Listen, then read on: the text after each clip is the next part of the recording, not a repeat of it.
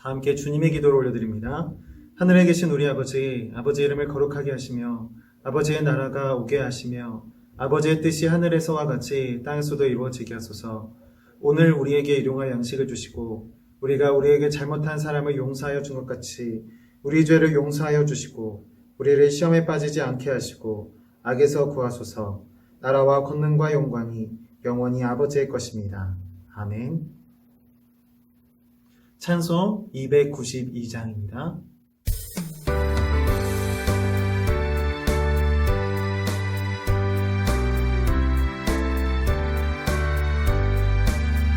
주 없이 살 수 없네 죄인의 구주여 그 귀한 몸의 피로 날 구속하소서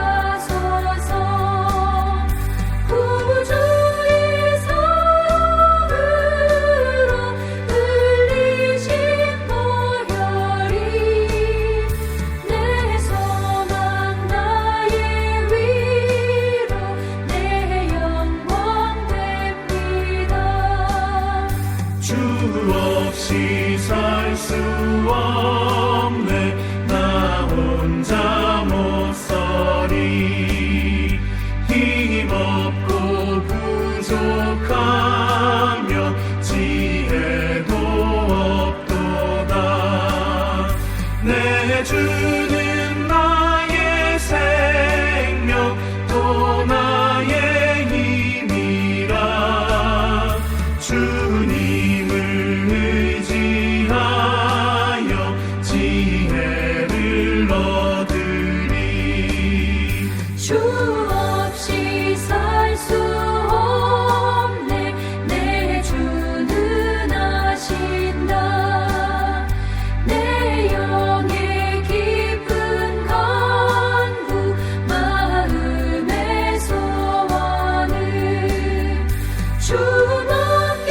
나의 마음 위하여 주리요 내 마음 위로하사 평온케 하시네.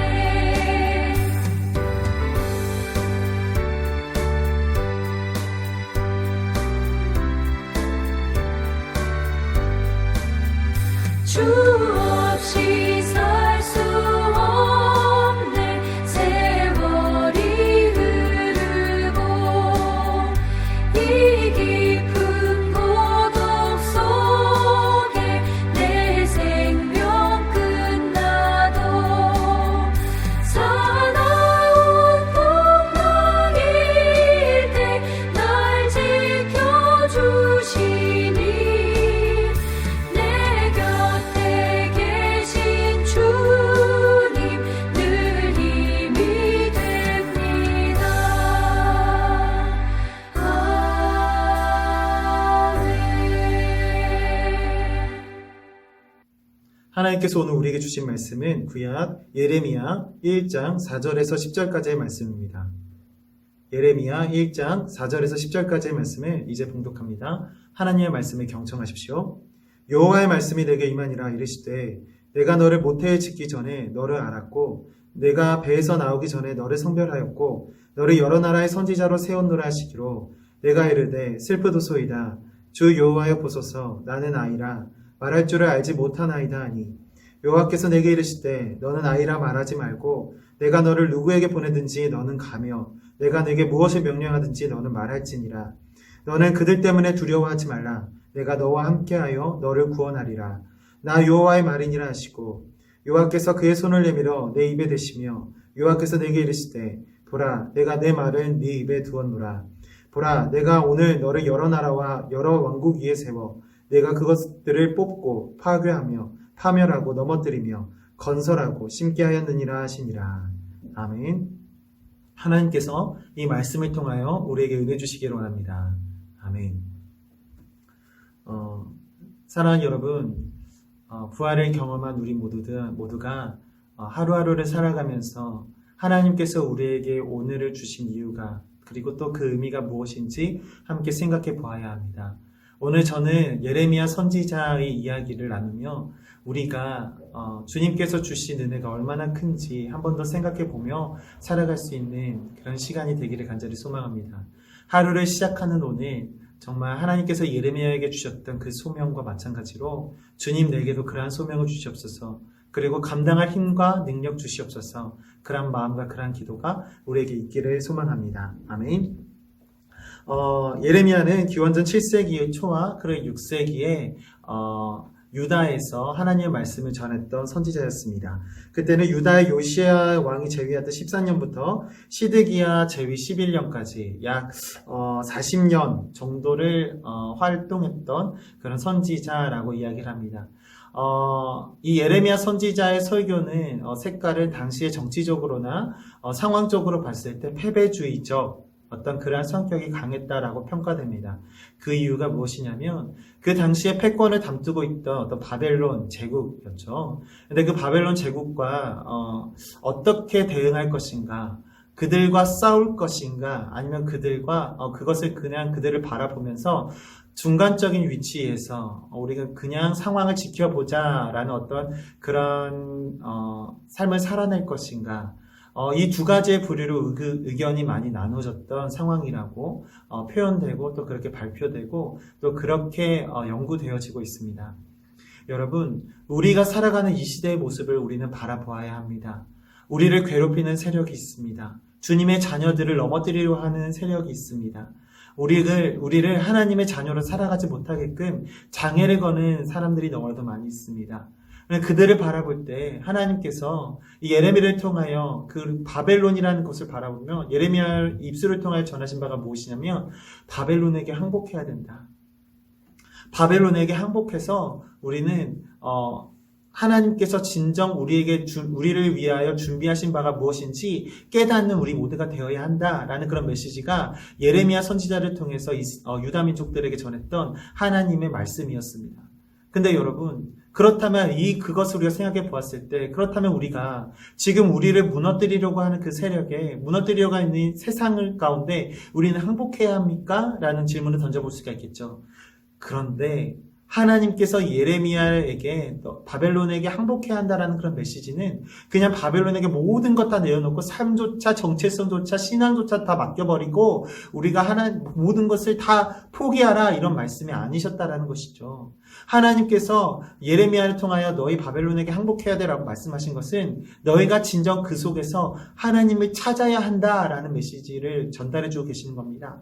하나님만이 우리를 회복하실 수 있고 하나님만이 우리를 붙드실 수 있고 하나님만이 우리가 소중하게 여겼던 성전 가운데 있었던 모든 집기들 그리고 성전들 그리고 모든 성벽과 모든 것들을 다 회복하실 수 있는 분은 모두 다 하나님밖에 없다라는 것을 예레미야 선지자를 통해서 말씀하여 주고 계셨던 것이죠. 그래서 예레미야 선지자를 통해서 말씀하셨던 이 항복이라는 표현은 결코 세상에 굴복하라라는 말씀이 아니었다라는 겁니다. 이러한 의미에서 우리는 이 세상을 마주하며 살아가는 그리스도인들을 바라볼 수 있어야 됩니다. 우리의 삶을 바라볼 수 있어야 됩니다. 하나님, 왜 이렇게 너무나도 힘든 세상 가운데 우리를 부르셨나요? 왜 이렇게 핍박받고 어려운 상황 가운데 나를 살게 하셔서 이렇게 굴복할 수밖에 없는 삶을 살아갈 수밖에 없는 그런 상황을 우리에게 주셨나요? 라고 하나님께 묻기 전에 우리는 그런 가운데 예레미야를 통하여 주셨던 메시지, 하나님께서 우리에게 왜 이런 상황을 주셨는지 우리는 다시 한번 생각해 보아야 한다는 것입니다. 여러분, 세상은 우리 가운데 굴복하라라고 말을 합니다. 너희는 항복해야 돼라고 이야기를 합니다. 너희는 머리를 조아리고 세상 앞에 항복하고 조아리고 굴복하면 나와야 돼라고 이야기를 합니다. 우리는 세상 가운데 머리를 숙일 때도 있습니다. 굴복하는 것처럼 수치스러운 그런 모습처럼 비춰질 때가 있습니다. 어떻게 보면 그러한 삶을 선택해야 될 때도 있습니다. 그러나 우리는 담대히 선포할 수 있어야 됩니다. 그 모든 것은 다 하나님의 영광을 위함이라. 그 모든 것은 다 하나님께서 나를 위하여 그리스도된 우리 성도들을 어떻게 회복하실지, 어떻게 이끌어 가실지, 성도들이 하나님을 붙잡게 될 담대한 믿음을 하나님께서 주시고자 우리에게 주시는 시련이다라는 그런 담대한 믿음과 확신이 우리 가운데 있어야 한다는 것입니다. 코로나19 때문에 고통스러워합니다. 세상은 우리 교회를 바라보고 있습니다. 한국교회를 바라보고 있습니다. 너희 와서 도우라. 너희 와서 우리 가운데 함께 동행하고 동참하라라고 이야기를 합니다. 우리는 가야 합니다. 우리는 그들 가운데 사랑의 손길, 헌신의 손길, 도움의 손길을 내밀어야 합니다. 그러나 세상의 이름으로 나아가는 것이 아닙니다. 우리가 확신으로 나아가야 하는 것, 우리가 등에 업고 나아가야 하는 것, 그 이름이 무엇입니까? 그 이름이 누구입니까? 바로 예수 그리스도의 이름이란 것입니다. 하나님의 권능을 붙들고 나아가야 하는 것입니다. 예레미야의 말들은 그 당시 많은 사람들에게, 정치인들에게 너는 왜 패권주의를 이야기하느냐? 왜 패배를 이야기하느냐? 너는 왜 하나님의 선지자면서 왜 그렇게 수치스러운 이야기를 입에 담느냐라고 비난했습니다. 그러나 예레미야를 통해서 하나님께서 이루셨다는 계획은 나에게로 돌아와야 한다.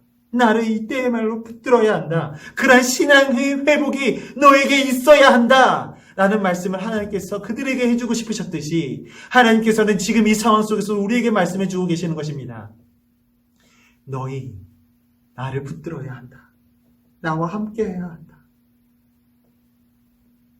나를 믿는 굳건한 믿음을 회복해야 한다. 라고 말씀해 주고 계시는 것입니다. 예레미야는 하나님 앞에 처음에 주님께서 그러한 소명을 주실 때 어떠한 반응을 보였습니까? 자신은 연약하다라고 이야기를 했습니다. 자신이 너무나도 부족하다라고 이야기를 했습니다. 오늘 본문에서 7절에서는 오늘 6절 7절에서는 이렇게 이야기합니다. 예레미야 나는 아이라 나는 말할 줄 알지 못합니다 하나님 라고 이야기를 합니다. 그러나 7절에서는 하나님께서 무엇이라고 이야기합니까? 너는 아이라 말하지 말고 내가 너를 누구에게 보내든지 너는 가며 내가 네게 무엇을 명령하든지 너는 말할지어다 라고 하나님께서는 예레미야에게 말씀하고 계시는 겁니다. 하나님께서는 지금 예레미야에게 하신 그 말씀 그대로를 지금 우리가 살아가는 이 시대 가운데 그리스도인들에게 똑같이 말씀해 주고 계시는 것입니다. 내가 너에게 가라는 곳에 가고 내가 네게 무엇을 명령하든지 너는 말할지어다. 하나님 말씀에 붙잡고 흔들리지 말라는 말씀입니다. 하나님께서 우리에게 주시는 그 복음의 능력, 그 기쁨을 붙들고 흔들리지 말라고 우리에게 말씀해 주고 계시는 것이죠. 오늘 하루를 시작하고 있습니다. 사랑하는 여러분, 우리는 어떠한 삶을 살아내야 합니까? 오늘은 어떠한 삶을 살아내야겠습니까? 주님께서 주시는 권능과 능력을 붙들고 우리는 흔들리지 아니하는 그리스도인 된 성도된 삶을 우리는 살아내야 한다라는 것이죠.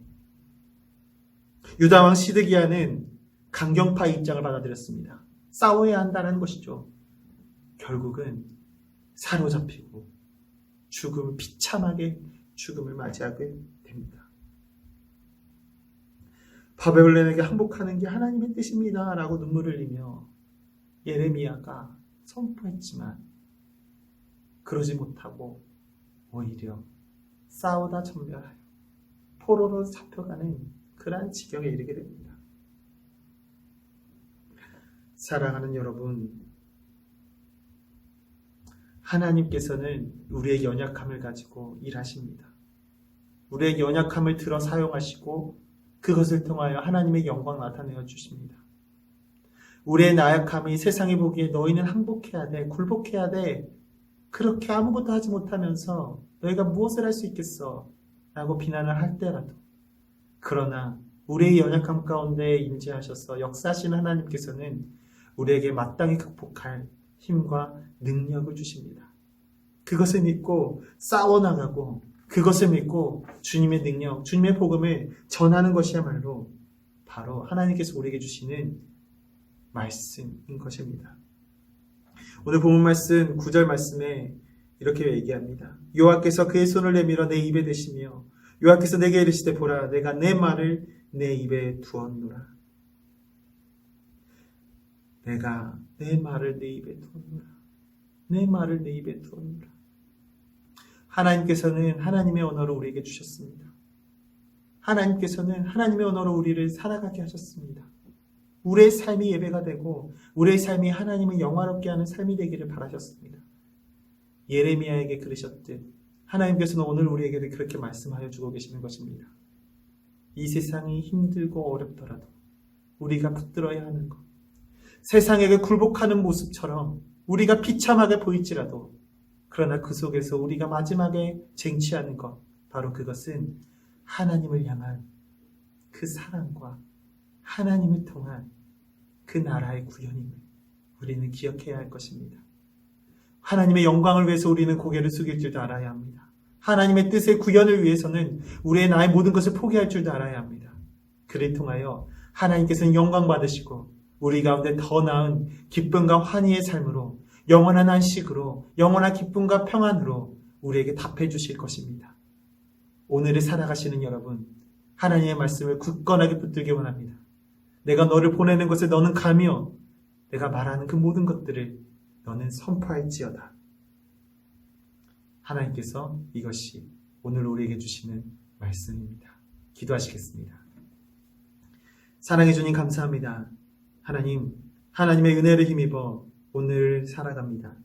오늘을 살아가는 우리에게 모든 것들을 마땅히 극복할 수 있는 힘과 능력 주시고 그를 통하여 나의 영광 나타내는 것이 아니라 주님의 영광 나타낼 수 있는 귀한 성도의 삶이 될 수 있도록 주님 인도하여 주시옵소서. 주님께 모든 영광 올려드리며 살아계신 예수 그리스도의 이름으로 기도드렸습니다. 아멘.